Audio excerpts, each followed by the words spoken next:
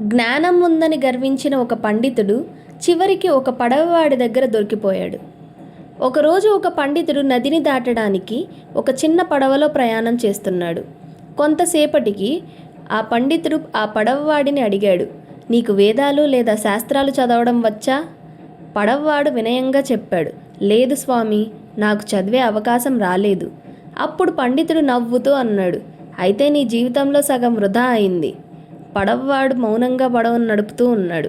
కొద్దిసేపటికి ఆకాశం ఒక్కసారిగా మబ్బులతో నిండిపోయింది.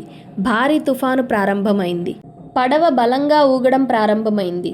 అప్పుడు ఆ పడవ నడిపేవాడు ఆ పండితుడిని అడిగాడు, స్వామీజీ, మీకు ఈత కొట్టడం వచ్చా? భయపడిన ఆ పండితుడు అన్నాడు, లేదు, నాకు ఈత రాదు.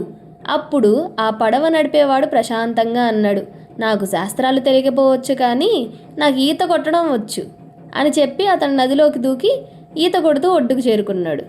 జ్ఞానం ముఖ్యమే కానీ జీవితంలో ఉపయోగపడే నైపుణ్యాలు ఇంకా ముఖ్యమైనవి.